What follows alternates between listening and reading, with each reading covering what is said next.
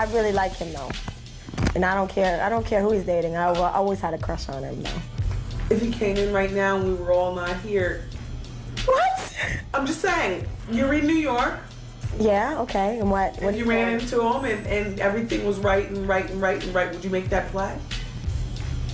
I wouldn't turn it down. Let's just put it that way. Okay. But you can't just go around just, sleeping with. She really feels like everybody is stepping into this whole Diddy madness right now, and guess who just got pulled back into the convo? Blu Cantrell. And allegedly, she's sitting on some inside juicy info that ties Jay-Z, Beyonce, and Diddy together in a way folks have been whispering about for years. Because let's be real, those old rumors about Blu and Jay-Z never fully died. They just went quiet. Way too quiet. The last time the public even heard Blu Cantrell's name was back in 2012, when reports popped up saying she was taken to a hospital in Santa Monica for a psychological evaluation. Witnesses claimed they saw her in the street, visibly distressed, yelling that someone had exposed her to poisonous gas, and things spiraled so fast that police had to get involved. And then just like that, she disappeared. No statement, no interviews, no comeback, nothing. What makes this hit harder is that during the peak of her career, industry talk had Blu romantically linked to Jay-Z. Nothing was ever confirmed, but the whispers were loud. And back then, getting too close to powerful people could either level you up or shut you down completely. But who I really want to talk to is Blu Cantrell. So this is my public appeal. Blu. The first Blu. Not they daughter Blu Cantrell. You were singing fool. And you made a choice to work with someone, and you probably didn't realize how nefarious he was when you got involved with him. I didn't. Blu, it's time to talk. It's time for you to sing again. Because I know you still got the chops. You got the gift. Just like me. Jay-Z worked very hard to erase you and me. Just like he did L. Just like he did his relationship with R. Kelly. Just like he did his relationship with Aaliyah. Blu, it's time to talk. And let's keep it real. Blu's career didn't just slow down, it stopped. Now people are pointing fingers at three major names being floated around in these conversations: Jay-Z, Beyonce, and Diddy. That's where the speculation really turns dark. Was Blu quietly pushed out the industry? Was she intentionally erased to protect certain power players? Or was it a brutal mix of mental health struggles, industry pressure, and personal trauma that swallowed her whole? Either way, this story feels way deeper than what we were ever told, and folks are starting to ask questions they avoided for years. So what exactly is she saying about Beyonce? Because the streets are saying Blu has been talking heavy and letting stories fly left and right. People online swear she's been singing like a bird, and now everyone's doubling back, trying to remember who Blu Cantrell really was at her peak. For those who might not know, Blu Cantrell was one of the biggest names in R&B at one point, no debate. When she talked about how she even got into the industry, she said she was out with her sister when a man walked up to her and casually said she looked like a singer. Turns out she really was one, and that same guy took her to Red Zone, where they signed her on the spot after hearing her sing. Blu was so talented that multiple labels were fighting to lock her down, and eventually she landed with Arista Records. Her voice stood out in a way you couldn't ignore. Smooth, powerful, and unforgettable. With hits like Hit 'Em Up Style and Breathe, she dominated early 2000s R&B, carved her own lane, and had people convinced she was headed for a long, legendary run. Did she really have him locked down? I think so. I think they're in love. I think they're in love. Is politics speaking? No, I really do think they're in love. I have a big crush on him, though. I'll tell you that much. Did you still have a crush on him? No. Yes, No, no, I didn't. No, I'm really selective about it. What? Really. I really like him, though. And I don't care who he's dating. I always had a crush on him, though. If he came in right now and we were all not here. What? I'm just saying, you're in New York. Yeah, okay, and what? If you ran into him and everything was right, would you make that play? I wouldn't turn it down. Let's just put it that way. But I'm, you can't just go around just, sleeping with guys. Anyone who was around back then knows Blue was the IT girl, plain and simple, which makes it wild that in 2004, Arista somehow forgot to renew her contract. How do you forget paperwork on one of your most valuable artists like that? Around the same time, Blue started realizing the money wasn't matching her success. In an interview on other channels talking, she admitted she wished she had someone in her corner. She said, "I would have got my lawyer, because that lawyer ended up representing them, which was a conflict of interest. So they were all working together to basically take what was mine. Nobody really knows the whole truth but me and them, but I was really taken advantage of." And after all that, the next time her name popped up publicly was years later, in 2012, when those troubling reports started surfacing again. Reports say Blu Cantrell was taken to a hospital in Santa Monica for a psychological evaluation after police responded to calls from people who saw her screaming in the street. Witnesses claim she was shouting that someone had exposed her to poisonous gas, and the situation went on long enough that authorities had to step in. That moment shocked a lot of people because Blu had already been off the radar for years at that point. Now here's where the street talk gets loud. For years, whispers have followed Blu's name, and many of them circle back to Jay-Z. There were long-running rumors that Blu and Jay had some kind of romantic situation behind the scenes. When Blu was asked directly about it, she always shut it down, saying nothing was going on between them. But she did admit on Wendy Williams' show that she had a big crush on him, which only kept the rumors alive. From there, speculation ran wild. Some people went as far as claiming Jay-Z cared so deeply about Blu that he convinced Beyonce to name their first child Blue. Others even said his favorite color being blue somehow tied back to her, which shows just how deep the theories go. Even Jay-Z's career, you can look at that and say the association to Beyonce is when he started to receive the 16, 17 Grammys since he's been with Beyonce. Right? And you go, prior to that, one. Right. You see what I'm saying? So that came in association, like you see that their kids even have Grammys. Like they don't sing yet. They don't sing. Right. They don't rap yet. And they already have Grammys. So it's like they give them this trophy so we secure that they're coming to the award show. It meant that much to the culture that they just gave them the things that would later. To me, I didn't care about trophies. I said, I'll get the checks.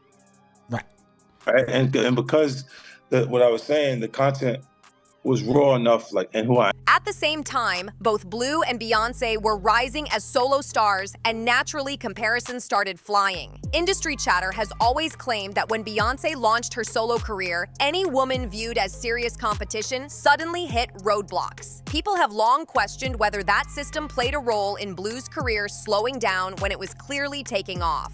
Adding more fuel to the conversation, Blu once pointed out that the video for Beyonce and Jay-Z's Bonnie and Clyde looked a lot like the promo visuals for her song Roundup, which dropped first. And then there's the Sean Paul connection. Blu scored a massive hit with him, and not long after, Beyonce followed up with Baby Boy, which had everyone talking.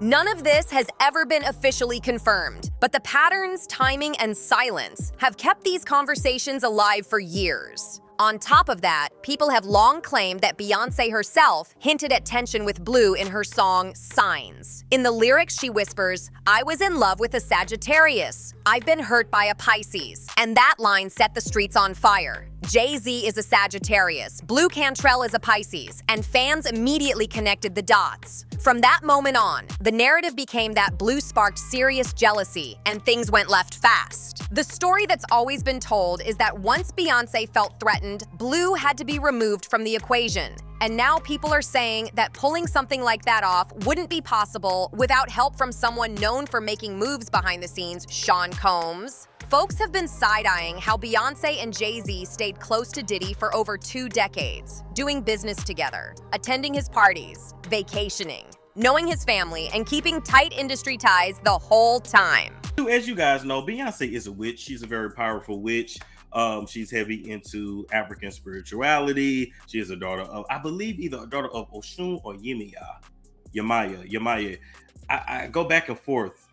I feel like it's Oshun though, but if I got it wrong, I got it wrong. But nonetheless, she's a high-ranking witch. A lot of people are asking how you can be that close to someone for that long and not at least be aware of what's allegedly been happening around them. Especially now that reports claim Cassie initially named Jay-Z and Beyonce in early versions of her lawsuit. Word is, the filing was originally much longer before being trimmed down, and removed sections allegedly referenced them witnessing troubling moments involving Diddy at his parties. Then, there's another layer that really shakes things up. Some industry chatter claims that while people assume Jay-Z was running point with Diddy, Beyonce was actually the one calling the shots. Even 50 Cent has publicly suggested that Beyonce holds serious power behind the scenes, and that Jay-Z's position is tied to business structures that keep her involved in everything Hollywood-related. If that's true, people believe it could mean Beyonce's role in the so-called Diddy madness runs even deeper than her husband's. Add to that the wild industry talk, labeling her as one of the most powerful figures in music, and suddenly these old rumors don't feel so random anymore. And according to the wildest industry talk, anybody who wants real motion in the music business, including Diddy himself, allegedly has to go through Beyonce first. That's how deep people claim her influence runs. And that's where the conversation starts getting uncomfortable fast. When it comes to the ritual allegations, one name always pops up: Kimberly Thompson. She once filed for a restraining order against Beyonce, claiming that Bey was using spells to tap her phone, interfere with her finances, and keep her under constant surveillance. Kimberly alleged these actions were part of a harassment campaign meant to control and isolate her. She went even further, blaming Beyonce for losing multiple jobs, homes being taken, broken relationships, and even the death of her pet kitten. Those claims shocked people because of how extreme they sounded, but once they were filed in court, the internet never forgot them. Girl, cats.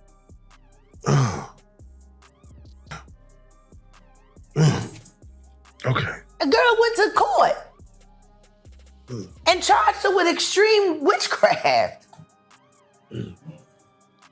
She was hypnotized. She was drugged. Beyonce came and she was in there eating on her and shit while she was asleep. You know, snacking on his bitch, killing cats. And guess what? They wouldn't give her the restraining order. They just told her to stay away from Beyonce and work for somebody else. Guess what? She's having a hard time finding work too. Then there's another lawsuit that people say deserves way more attention. In a separate case, Shauna Mangatal filed a lawsuit against The Dream, with allegations that made a lot of folks uncomfortable. Shauna claimed that shortly after working with him, he began pressuring her into sleeping with him, telling her it was part of the process. She described a disturbing incident at a house studio where she said he locked her in a dark room and wouldn't stop aggressively hooking up with her until she said she loved him. The lawsuit also claimed he placed her in an Atlanta hotel, had security watching her movements, and verbally tore her down if she didn't constantly check in. What really raised eyebrows was Shauna's claim that Beyonce and The Dream allegedly credited Beyonce's success to a shared spiritual sanctuary. According to her, that bond allowed him to understand Beyonce in ways others couldn't, and that connection supposedly helped him write her most powerful songs. None of this has been proven in court, but the overlap of names, power, and patterns keeps people talking non-stop. The idea that Beyonce sits at the center of the industry power map is something people have whispered about for years, and lately those whispers are getting louder. The claim floating around is that if you want real movement, real access, real protection in music, you allegedly have to go through her circle first. That includes executives, artists, and even long-standing figures like Sean Combs. Folks say this isn't about talent anymore. It's about influence, alignment, and knowing who truly runs things behind closed doors. That's why people keep revisiting the case of Kimberly Thompson, whose restraining order filing shocked the internet. Kimberly accused Beyonce of using spiritual practices to interfere with her phone, finances, and daily life, claiming it was all part of an ongoing harassment campaign. She blamed Beyonce for losing jobs, homes, relationships, and even the death of her pet. While courts never confirmed those claims, the fact they were formally filed made people pause and look twice at how much power one person can allegedly hold. Then there's the lawsuit involving The Dream, which many people say mirrors the same patterns seen in other industry scandals. Allegations described intense pressure, emotional manipulation, isolation, and strict monitoring under the guise of the process. What shook people most was the claim that creative success was tied to obedience and access rather than talent. That idea alone made a lot of aspiring artists rethink what really happens behind studio doors. So obviously, they've been controlled by Satanism. I mean, I'm not really scared to say that. We all know Luciferians, Freemasons, and all occult knowledge that was drugged up from Egypt have now surfaced itself in American society. And if you actually dig through the raps, like as I have, before it was all about partying, popping bottles. But when you listen to it again with a new ear, obviously they're not serving the same most high God that I am. And that's what makes us enemies, that I stand for a completely different doctrine, a completely different nation, and a completely different truth than he does. I don't have any materialism attached to my spirit or soul anymore. I don't have fornication attached to my spirit anymore. I mean, I just got engaged July, so my life is completely different from how I was with women in the early 2000s. And I think that is the difference in itself of being involved with